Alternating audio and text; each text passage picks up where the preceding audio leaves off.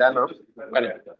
Bueno, vamos a dar inicio para no atrasarnos tanto y todos puedan acudir a sus servicios, a desayunar o lo que sea que tengan programado para el día de hoy. Como tal, vamos a continuar con el módulo de pediatría. Me presento nuevamente, yo soy el doctor Luis Alfonso Zavala, soy R2 actualmente. El día de hoy vengo a hablarles acerca del tema de facomatosis, que son una serie de síndromes que a continuación vamos a ir desglosando. Traté de sintetizarlo en la mayor medida de lo posible y englobarlo, sobre todo a los que están más asociados con cuestiones oftalmológicas. Nuestro tutor, como bien lo sabemos, es el doctor Víctor Manuel Villar Calvo y la doctora Edith Rosas Joy. Bueno, como les comentaba hace un momento, traté de estructurar esta plática a manera de ir desglosando todos y cada uno de los síndromes. En primer punto vamos a hablar ahorita un poco, una breve introducción. La neurofibromatosis la fuimos desglosando en los subtipos en los cuales se divide como tal, que son tres tipos. Posteriormente vamos a pasar a la hemangiomatosis, posteriormente hemangiomatosis racemosa y por último la cavernosa, así como la facomatosis pigmentosa vascular. En cada una de ellas vamos a ir mencionando algunos puntos importantes. Bueno, como preámbulo, como inicio, vamos a definir qué son las facomatosis.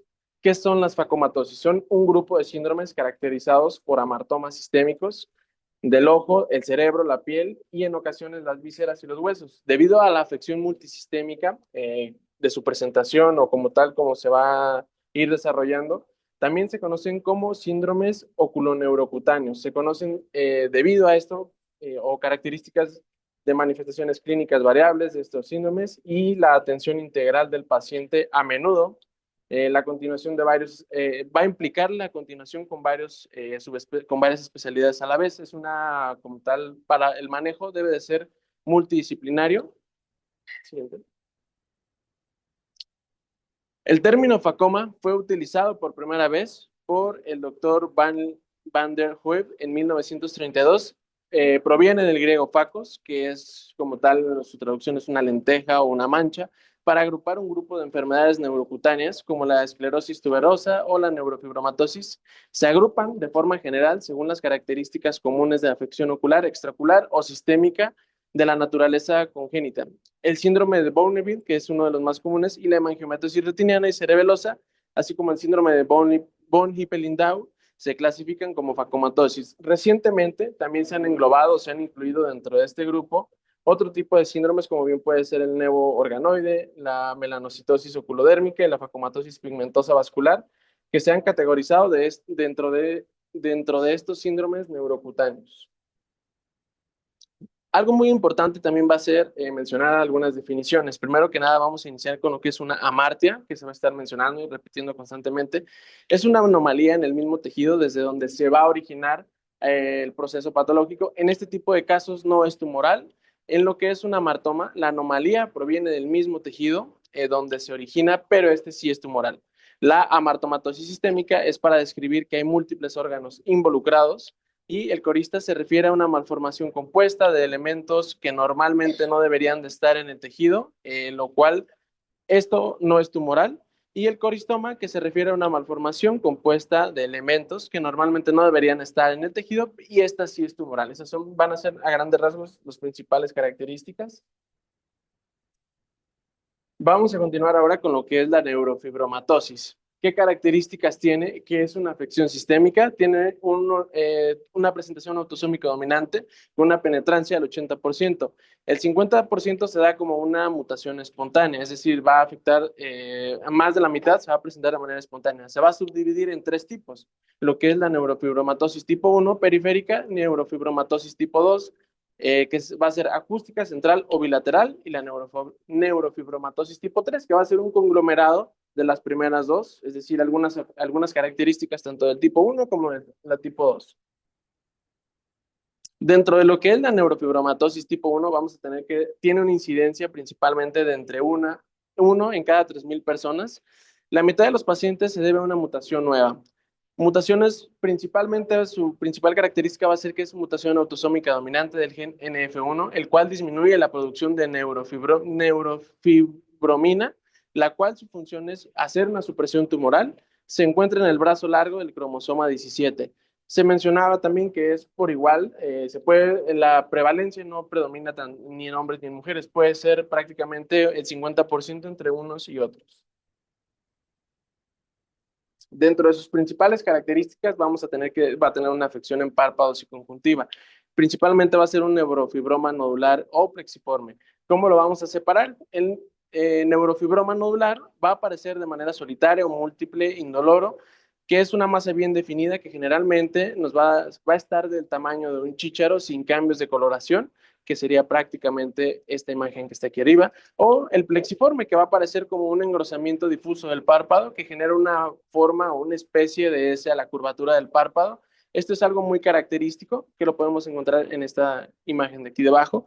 Y lo que vienen siendo las afecciones o las lesiones en conjuntiva, que va a ser un neurofibroma localizado, difuso, sobre todo en la conjuntiva vulvar. En cuanto a su localización, bien se puede presentar en conjuntiva vulvar en cualquiera de los cuadrantes. Es por eso siempre muy importante saberlo diferenciar y no confundirlo con alguna otra afección en cuestión conjuntiva. Otra característica importante va a ser su presentación en el iris. Vamos a tener lo que se conoce como los nódulos de Lynch, que son múltiples amartomas. Esta anormalidad es la anormalidad uveal más común en la neurofibromatosis tipo 1. Aparecen generalmente a los 6 años de edad, un promedio aproximadamente. Son amartomas compuestos de melanocitos, que bien como lo podemos identificar en estas dos imágenes. Los nódulos de Lynch van a ser estos cambios pigmentarios en esta región del iris. Principalmente donde los vamos a identificar en ojos que son ligeramente con el iris un poco más claro, pero también obviamente se pueden identificar en todo tipo de pacientes, no es específico en ellos. Vamos a tener también afecciones o en lo que es la coroides. Vamos a tener nevos multifocales o unifocales o multifocales. El neurofibroma plexiforme difuso se ve como una masa elevada, pigmentada también, o también podemos presentar lo que es un schwannoma, que se va a ver como una masa elevada no pigmentada. El melanoma va a generar múltiples nevos bilaterales que son muy sugestivos de una neurofibromatosis tipo 1. Dentro de los nevos unifocales o multifocales vamos a tener esta imagen que está en la parte superior, y en la imagen de abajo vamos a tomar lo que es un tumor vasoproliferativo con una retinopatía exudativa. Siguiente. Otra de sus características o afecciones principalmente va a ser al nervio óptico. Uno o la principal va a ser el glioma del nervio óptico, donde vamos a encontrar un edema del nervio óptico, una atrofia del mismo, vasos optociliares, una oclusión de la arteria central de la retina. Es importante mencionar nada más los vasos optociliares. Van a ser una comunicación que se hace desde la retina hacia la coroides debido a una obstrucción o dificultad en el flujo venoso retiniano normal. Es decir, es como una vía alterna que se va generando para que, bueno, podamos seguir teniendo esta permeabilidad. Otra característica importante es que el glioma es la manifestación del sistema nervioso central más importante y se presenta con proptosis no dolorosa, alteraciones en la visión, de color, principalmente discromatopsia. Ante la sospecha debemos solicitar una tomografía axial computarizada. En este caso tenemos un glioma de nervio óptico en un niño de 4 años con una proptosis derecha. Su principal motivo de consulta era cefalea y justamente esa dificultad o ese signo característico que es la discromatopsia. En este tipo de pacientes, en esta imagen, perdón, particular, se tomó una imagen ponderada en T1, sin contraste, en la cual se muestra una masa fusiforme y su intensa a lo largo del nervio óptico derecho, que lo podemos diferenciar de lo que es la grasa intraconal y con una hiperintensidad normal que proporciona contraste intrínseco para delimitar como tal la lesión y de esta manera poderlo detectar o diferenciar. Dentro de las características que vamos a tener en relación a los hallazgos radiológicos, el tumor se va a visualizar principalmente como un agrandamiento fusiforme de iso a hipotenuante del nervio óptico, principalmente a veces, o vamos a tener unas curvaturas o tortuosidades, así como un recorrido con menos frecuencia. Se trata de una masa excéntrica o discreta que surge del nervio óptico. En la tomografía también se puede revelar erosiones sutiles y engrosamiento del canal óptico y en algunas ocasiones raras calcificaciones. En cuanto al diagnóstico, prácticamente resumí una tabla que nos habla de 6 principales puntos. Para nosotros hacer el diagnóstico vamos a tener que encontrar al menos 2 de los siguientes puntos que se van a mencionar, que van a ser, en primer punto, manchas café con leche, que se tienen que presentar 6 manchas café con leche en más de 5 milímetros de diámetro en niños prepúberes, es decir, menos de 6 años de edad, o 6 manchas café con leche en más de 15 milímetros de diámetro en adultos postpúberes. Vamos a tener también otra característica que son dos pecas en la axila o la región inguinal, que es el signo de Crowe. Otro punto importante también va a ser el neurofibroma cutáneo, que son dos neurofibromas típicos o un neurofibroma plexiforme. Un, Otra característica importante va a ser el glioma del nervio óptico, como ya lo mencionamos hace un momento. Los nódulos de Lynch en el iris, al menos dos lesiones que podamos detectar, y una lesión ósea, que bien puede ser una displasia esfenoidal o anomalías en los huesos largos, como puede ser un adelgazamiento en la corteza o una pseudoartrosis. En cuanto al manejo, la mayoría de las lesiones no requieren tratamiento, como ya lo mencionamos al inicio, el manejo va a ser interdisciplinario. Si la afección está más enfocada hacia una cuestión neurológica, evidentemente lo vamos a derivar a lo que es el servicio de neurología. Si la afección es más dermatológica, el manejo principalmente va a ser por medio de dermatología. Cuando hay un melanoma coroideo o un schwannoma, requiere de radioterapia o resección o enucleación, dado sea el caso. Los nódulos de Lynch van a generar una hipertrofia congénita del epitelio pigmentario, perdón, los nódulos de Lynch, hipertrofia congénita del epitelio pigmentario de la retina, el amartoma astrocítico de la retina. Solamente nosotros lo que vamos a hacer es seguimiento y observación. Actualmente hay algunos estudios que están mencionando como tal el manejo con la ramapicina, que este medicamento también es muy utilizado previamente a hacer un trasplante de órganos, porque nos ayuda a generar, a disminuir esa respuesta de rechazo como tal, debido a que inhibe el crecimiento celular, así como la proliferación y la síntesis de proteínas de la angiogénesis. Actualmente está en estudio, no está del todo indicado, está en vías de desarrollo, ha tenido buenos resultados, pero su tiempo de estudio o su periodo ha sido demasiado corto, por lo cual todavía no es o no es aceptado como un tratamiento de primera línea. Con respecto de lo que es la neurofibromatosis tipo 2, vamos a tener una incidencia de 1 entre 25,000, que es todavía un poco menos común de lo que ya mencionamos en la neurofibromatosis tipo 1. Tiene un 100% de penetrancia, una prevalencia en 1 entre 100,000. Su principal característica va a ser una mutación del gen NF2 en el cromosoma 22, 12.2. Este gen produce merlina, que es un supresor tumoral. El desorden multisistémico de ello va a generar con múltiples tumores en el sistema nervioso central, schwannomas vestibulares, bilaterales, schwannomas de la médula espinal, meningiomas, gliomas e incluso en algunas características oftalmológicas, lo que es la catarata subcapsular posterior. También va a poder involucrar párpados, conjuntiva, así como el flujo de salida de humor acuoso, el tracto uveal, afecciones en la retina, en la órbita. Y dentro de las principales características oftalmológicas que nosotros vamos a identificar o a lo que vaya, nosotros más comúnmente nos vamos a encontrar va a ser una catarata subcapsular posterior, membranas epirretinianas, como bien se logra identificar en la imagen. Aquí aplicaremos una clasificación de gas para poder identificar el estadio en el cual se encuentra, en un amartoma combinado de la retina. En cuanto al diagnóstico, los tumores bilaterales principalmente van a ser para poderlos confirmar, va a ser mediante resonancia magnética o una tomografía computarizada. Además de un familiar de primer grado que esté asociado con una neurofibromatosis tipo 2, este antecedente es muy importante. Siempre en todo paciente, como bien lo mencionamos al inicio, debido a como tal, su tasa de presentación, el hecho de tener un familiar directo o de primer grado nos predispone todavía aún más. De los siguientes, bien podría ser un meningioma, un glioma, un schwannoma o una opacidad subcapsular posterior, aún en un paciente joven, además de un familiar de primer grado, como ya se mencionó, con neurofibromatosis tipo 2.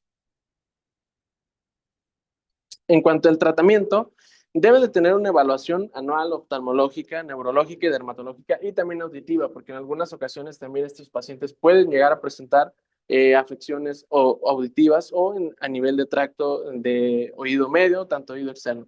La resección quirúrgica de los tumores sintomáticos está indicada siempre y cuando no represente ningún riesgo. La radioterapia y la quimioterapia también están indicados particularmente en ependimomas.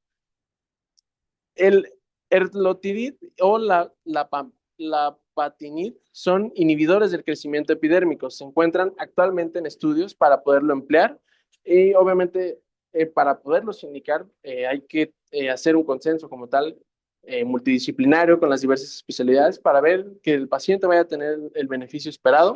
Lo que es ya la cuestión oftalmológica es la cirugía de catarata puede ser benéfica para mejorar la agudeza visual, porque obviamente una subcapsular posterior en este tipo de pacientes, una de sus características es que va a tener disminución de la agudeza visual progresiva, así como monitorar, como ya se mencionó, la presencia de membranas epirretinianas y si progresa o ya está causando como tal alguna mucha metamorfopsia, hay que operarlo.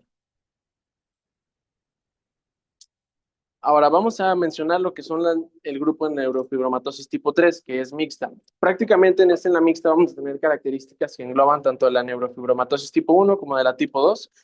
Dentro de sus características adicionales, es decir, tanto de la 1 y la 2, va a ser manchas en café con leche que son pocas y pálidas, principalmente presentándose en la espalda, en los pliegues de la espalda, pecas y neurofibromas cutáneos, pocos particularmente también en las palmas de las manos. Las neuromas acústicos, meningiomas y neurofibromas espinales son característicos predominantemente de este tipo de pacientes. No se observa en estos pacientes glioma del nervio óptico, que esa es una característica importante.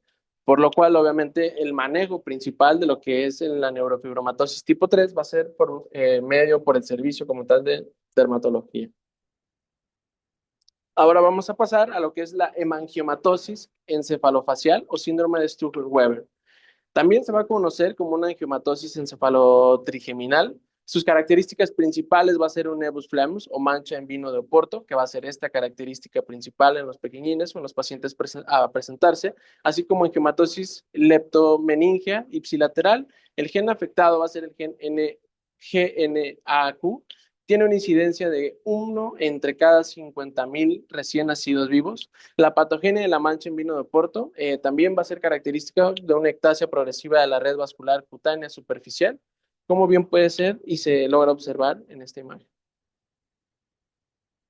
Dentro de los principales hallazgos oftalmológicos que nosotros vamos a tener con estos pacientes, hay una característica importante que se llama el nevus flammus facial, que va a ser principalmente esta afección. En esta afección o esta característica va a ser predominantemente unilateral. Es raro que se presente de manera bilateral. Va a haber una anomalía vascular en el músculo recto y la superficie epivulvar y vamos a tener un hemangioma como coroideo difuso de aproximadamente el 55%. En muchas ocasiones también se pudiera llegar a indicar si la revisión no lográramos identificar características por alguna situación particular en lo que es el nervio óptico, pudiéramos pedir un rastreo modo B, en el cual vamos a encontrar una característica importante previamente a la revisión en fondo de ojo, que es el fondo en salsa de tomate unilateral. En este tipo de pacientes es importante mencionar que también se puede presentar un desprendimiento de retina como una complicación por la exudación de esos vasos sanguíneos anómalos que se están presentando en el hemangioma. También la pérdida de la visión puede ser después de una hemorragia subretiniana y un desprendimiento de retina seroso. Puede provocar un desprendimiento total de la retina y un glaucoma neovascular. En este tipo de pacientes, básicamente el manejo es seguimiento, como ya se ha estado mencionando. En dado caso, evidentemente, que logramos detectar datos como tal, los signos de un desprendimiento de retina o también de un desprendimiento de retina seroso o de un glaucoma neovascular, evidentemente es cuando ya nosotros entramos y damos un manejo específico. Otra de las características de los hallazgos oftalmológicos, es muy importante mencionar que el más común o el más asociado va a ser el glaucoma con un 50 o un 70%. Las anomalías del ángulo de la cámara anterior causan glaucoma infantil, aproximadamente un 60% de los pacientes, mientras que la presión venosa episcleral va a desencadenar glaucoma en un 40% de los pacientes jóvenes y adultos jóvenes. Hay dos formas de glaucoma según la edad y el desarrollo. Uno que se va a caracterizar por un inicio temprano congénito y otro que es de inicio tardío. El ojo afectado con glaucoma suele ser ipsilateral a la mancha de vino de Oporto. El riesgo de glaucoma es mayor cuando la mancha de vino de Oporto afecta a ambos párpados, que es un 72%, contra el 21% que solo afecta un párpado. En cuanto al manejo y el tratamiento, principalmente vamos a dividirlo en los dos grandes grupos que ya mencionamos. El principal o una de las principales afecciones, ya lo mencionamos, que va a ser el desprendimiento seroso de retina, y la otra es el glaucoma neovascular. Obviamente el tratamiento va a ser en alteraciones coroideas y retinianas, va a ir dirigido a reducir la fuga tumoral y también la destrucción del tumor. Uno de los manejos que se ha indicado es por medio de la fotocoagulación panretiniana. La terapia fotodinámica también se usa para disminuir el líquido subretiniano, ya que desencadena la atrofia de los vasos del hemangioma y reduce las fugas como tal. El tratamiento del glaucoma va a ser tópico de por vida en este tipo de pacientes. Si vemos que el glaucoma está progresando, que no tenemos una piometro, que no está en control, ya podríamos indicar algún procedimiento quirúrgico para revertirlo. Vamos a pasar ahora a lo que es la hemangiomatosis racemosa o síndrome de Weisburd-Mason. Esta afección es poco común y se han reportado menos de 100 casos en la literatura. De hecho, es un poco complejo incluso hasta revisar artículos si lo buscan. Se conoce como un angioma racemoso. Es un síndrome neurocutáneo congénito, no hereditario o facomatosis. Se presenta con múltiples malformaciones arteriovenosas. Otra de sus características principales van a ser las grandes malformaciones como tal en la retina. Pueden causar un deterioro visual, neurológico y en los diagnósticos. Y se da principalmente el diagnóstico en los primeros años de la vida. 30% de estos pacientes o de los hallazgos en la retina tienen hallazgos en el cerebro, un 8% aproximadamente. Mejor dicho, 8% de los hallazgos en el cerebro tienden a tener alguna afección también en la retina. Afecta predominantemente la cara y cuestiones neurológicas. La característica principal que nosotros vamos a encontrar en estos pacientes va a ser una tortuosidad en los vasos sobre el disco óptico que se extiende de manera variable desde la periferia de la retina hacia la parte más central. La agudeza visual puede variar de ser normal hasta PL. Este tipo de pacientes tienen esa característica. La tortuosidad puede aumentar con el tiempo, lo que va a ocasionar el oscurecimiento de los centros visuales, infartos coroideos, isquemias de la retina, compresiones del nervio óptico, oclusiones vasculares de la retina, proptosis en algunas ocasiones, que son trastornos de la motilidad ocular, y hemorragias retinianas, hemorragias vítreas, desprendimientos de retina, así como oclusiones de la vena central de la retina. Dentro de los principales estudios oftalmológicos, es decir, nosotros detectamos uno de estos pacientes y vamos a enfocarnos como tal a los hallazgos que nosotros vamos a tener. Uno de los más importantes va a ser una fluorangiografía. La mayoría de las fluorangiografías, la mayoría de estos estudios no van a tener fugas. Podemos indicar en algunos casos un ultrasonido modo B y una tomografía de coherencia óptica que puede confirmar el diagnóstico y usarse como medio de seguimiento, sobre todo en cambios en lo que son en la parte central de la retina, que es la zona macular y la retina periférica. Vamos a tener una exoftalmometría para clasificar la proptosis y de esta manera identificar en qué estadio nos encontramos con este tipo de pacientes. En cuanto al tratamiento, vamos a tener características muy importantes y muy similares. Uno de ellos es el glaucoma neovascular. Prácticamente en este tipo de pacientes lo indicado es una fotocoagulación panretiniana a manera de obviamente disminuir lo que incluso ya lo habíamos venido mencionando en clases anteriores, justamente el día de ayer, las características y beneficios de una fotocoagulación panretiniana. Un hemovitrio, en estos casos, dependiendo de la extensión del mismo, se va a determinar si es necesario realizar una vitrectomía. En ojos ciegos dolorosos vamos a realizar procedimientos ciclodisruptivos, como bien puede ser una ciclofotocoagulación transescleral, que nos va a ayudar a que este ojito, si bien no tiene visión, pero por lo menos sea un órgano que no esté generando dolor. En el edema macular está indicado también el uso de antiangiogénicos.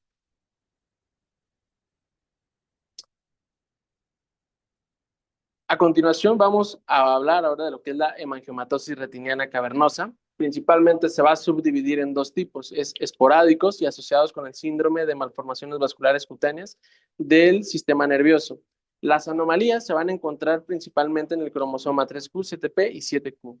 Es un tumor aneurítico de paredes delgadas, intrusiones venosas oscuras y aneurismas retinianos. Principalmente una de sus características va a ser la presentación afección al sistema nervioso central, presentándose como un hemangioma cavernoso, que es más común en la región superotemporal. Puede haber un involucramiento de la médula espinal. Sus principales síntomas o características van a ser pacientes que tengan convulsiones, que tengan una hemorragia, focalización neurológica. Esto es lo más común. 25% de los pacientes no van a mostrar síntomas neurológicos a pesar de tener un hemangioma cavernoso. 12 al 48% presentan una hemorragia intracraneal. Es importante, también hay un grupo incluso un poco más extenso de pacientes que van a cursar asintomáticos en ese aspecto, y es importante en estos pacientes realizar una resonancia magnética para que podamos saber la localización y el tamaño de la masa. Dentro de los hallazgos que nosotros, obviamente, aquí aplicaríamos como tal, pues una estadificación UTRAS, ¿no? Si es un paciente que tiene convulsiones, que está presentándose con nosotros por esa situación, evidentemente nosotros lo vamos a derivar al servicio de neurología, y hasta que no esté estabilizado, no se le dé manejo como tal, nosotros ahora sí podemos encontrar estos hallazgos. La única manifestación como tal que nosotros vamos a encontrar es el hemangioma retiniano cavernoso. Aparece de color de una uva negra con aneurismas intrarretinianos en el nervio óptico, la mácula y la retina periférica. La lesión típicamente está centrada en el curso de una vena. Estas lesiones no producen exudación. Puede haber hemorragias vítreas repetitivas asociadas a alteraciones de tejido fibroglial. Esta lesión puede permanecer muchos años asintomática en el fondo de ojo. Se puede manifestar principalmente por un hemovitrio hasta que, bueno, llega evidentemente alguien que dilata a este paciente y valora el fondo de ojo y detecta este tipo de lesiones o las características que ya lo mencionamos. En algunas ocasiones, estos pacientes nos van a referir diplopia por pareja de los músculos extraoculares secundario a sangrado en el núcleo oculomotor. Dentro de los estudios diagnósticos, podemos o está indicado solicitar una fluorangiografía, específicamente en la fase tardía, en la cual no vamos, es decir, las características principales que vamos a encontrar va a ser en la fase tardía, en la cual no se van a apreciar fugas del aneurisma, sino la fluoresceína está contenida dentro del aneurisma, pero podemos localizar las zonas donde principalmente tenemos los cambios o estos daños característicos. En cuanto al tratamiento, la verdad es que no varían mucho el tratamiento y el manejo de cada uno de ellos. La primera línea es observacional. Cuando nosotros empezamos a identificar los que son, como tal, como se menciona aquí, los que son pequeños y asintomáticos no requieren tratamiento. En caso de que tengamos una hemorragia vítrea, el manejo electivo evidentemente es una vitrectomía. Para pacientes donde tenemos hemovitros repetitivos, vamos a poder incluso en algunas ocasiones aplicar crioterapia, fotocoagulación panretiniana y así como la terapia fotodinámica con radioterapia en placa. La radioterapia en placa es una placa que contiene como tal, o bueno, uno de sus principales componentes es yodo 125 y rutenio 106. Lo que se hace es, se sutura a nivel escleral. Principalmente la literatura lo define a nivel escleral en dirección o justamente en la posición donde está ubicada nuestra lesión. Este tratamiento se ha utilizado a manera, digamos, para tratar metástasis, sobre todo coroideas y algunos tumores vasculares.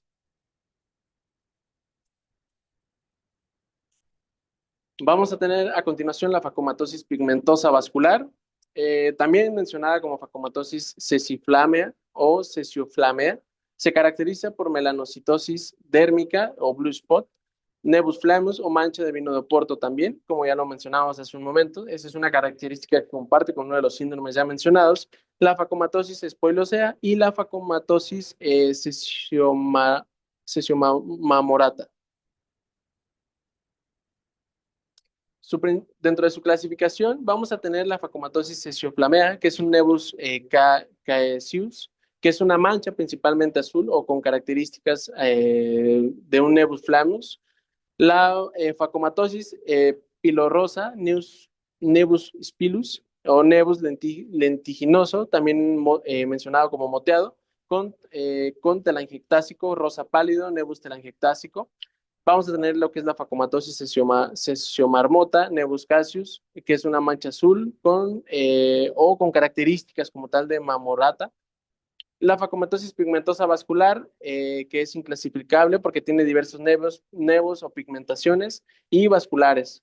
En cada una de ellas, esta es la mancha de Oporto, una de las características que es la mancha de Oporto. En esta imagen de aquí de abajo es como esta, que es la facomatosis pigmentosa vascular, que tiene múltiples o diversos nevos pigmentosos, incluso con diversas coloraciones, por lo cual ahí es un poco complejo poderlo clasificar. Dentro de las principales características o hallazgos oftalmológicos que vamos a tener en estas afecciones es que va a ser unilateral o bilateral, el nevus flammus principalmente, la melanocistosis ocular o dermocular, glaucoma secundario. Hay un mayor riesgo de un melanoma uveal o conjuntival. En este paciente de aquí debajo, podemos apreciar lo que es un melanoma conjuntival. En el sistema nervioso central vamos a tener las afecciones que son convulsiones, atrofia cortical, parálisis facial, hidrocefalia, diabetes insípica, neurofibroma, plexiforme, retraso en el desarrollo psicomotor y así como alteraciones en algún electroencefalograma. El tratamiento principalmente va a estar enfocado a menudo a la mancha de vino de Oporto, que responde bien a terapia láser infantil. Principalmente esto lo realiza como tal dermatología, que es con quien vamos a estar dando de manera multidisciplinaria el tratamiento. El oftalmólogo debe realizar el seguimiento de paciente de por vida, es decir, desde su diagnóstico, son pacientes que ya no debemos de soltar y aplicar las características que ya estuvimos mencionando, estar viendo su evolución. Si nosotros detectamos alguna anomalía es cuando intervenimos. De lo contrario, solamente es observación y seguimiento. Y obviamente muy importante, seguimiento interdisciplinario y por el servicio de neurología y dermatología, por todas las afecciones que ya se mencionaron, sus características, obviamente el primer servicio que lo debe de valorar, sobre todo por el retraso psicomotor, sobre todo por todas las características neurológicas que estos pacientes presentan, pues es el servicio de neurología, seguido del servicio de oftalmología y también a la par de dermatología. Bueno, y como tal, aquí no está el doctor Villar, pero esa es una imagen de cuando rotamos con él. Esa vez fue una cirugía muy bonita, solamente que le quería dejar el recuerdo al doctor, no está presente, ahí no la va a ver. Pero espero les haya gustado la presentación. Traté de sintetizarlo lo más posible, son muchos síndromes y sobre todo muchos de ellos con algunas características asociadas a oftalmología, sin embargo, no es el origen de los mismos. Incluso si se fijaron, el manejo es multidisciplinario en prácticamente todos. Y obviamente, aplicando el ASD o el manejo de todos los pacientes siempre va a ser preservar la vida. Y para preservar la vida, el primer manejo que van a tener este tipo de pacientes va a ser por servicio de neurología.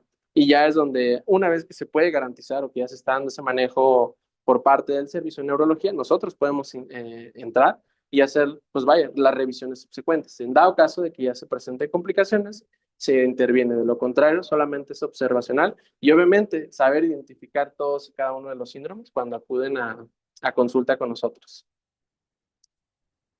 En las referencias bibliográficas, prácticamente el tema viene muy completo en el Ryan, se lo recomiendo. Aquí les dejo la cita bibliográfica y un par de artículos de donde me basé para tomar la presentación. No sé si tengan alguna duda, pregunta, comentario.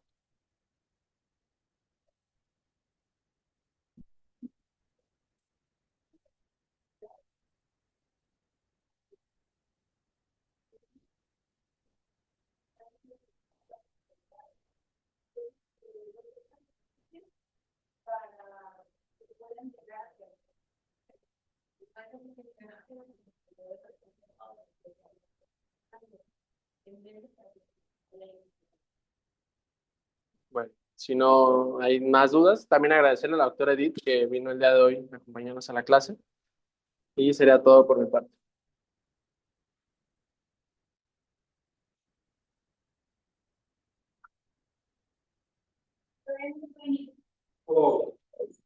Se vienen cositas.